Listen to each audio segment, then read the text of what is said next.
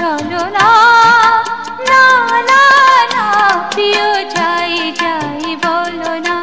একদিকে প্রেমিক, অন্যদিকে বিদ্রোহী, এক হাতে বাঁশি, অন্য হাতে তরবারি।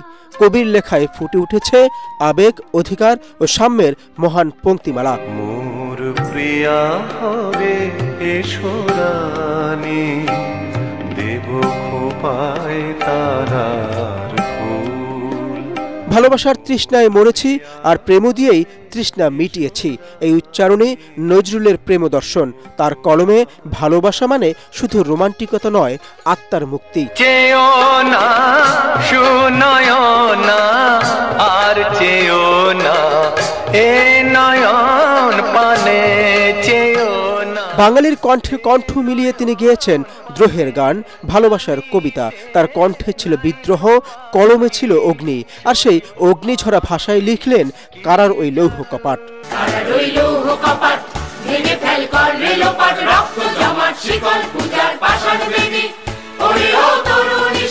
কাজী নজরুল শুধু কবি নন, তিনি এক সুরের বিপ্লব। ক্লাসিক, খেয়াল, ঠুমরি, গজল সবখানি ছিল তার রাজত্ব।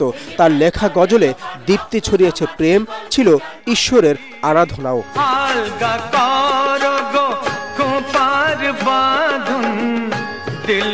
বাংলা সাহিত্য ও সঙ্গীতের এই মহীরুহু 1899 সালের আজকের দিনে জন্মেছিলেন ভারতের পশ্চিমবঙ্গের চুরুলিয়ায়। তার সৃষ্টিতে ছিল ধর্মীয় সম্প্রীতির এক উজ্জ্বল নিদর্শন। তিনি লিখেছেন গাহি সাম্যের গান, যেখানে আসিয়া এক হয়ে গেছে সব বাধা ব্যবধান। এ বিশ্বে যা কিছু মহান সৃষ্টি চিরকল্যাণ কর, অর্ধেক তার করিয়াছে নারী, অর্ধেক তার নর। 1922 সাল এক কবিতার ঝড় তছনছ করে দেয় ব্রিটিশ শাসন। নাম বিদ্রোহী। মানুষের হৃদয়ে উপনিবেশের শিকল ভাঙার আগুন জ্বালিয়ে দেয় এই কবিতা। আমি চিরতুত্তম দুর্বিনীত নৃশংস, মহাপ্রলয়ের আমি নটরাজ, আমি সাইক্লোন, আমি ধ্বংস।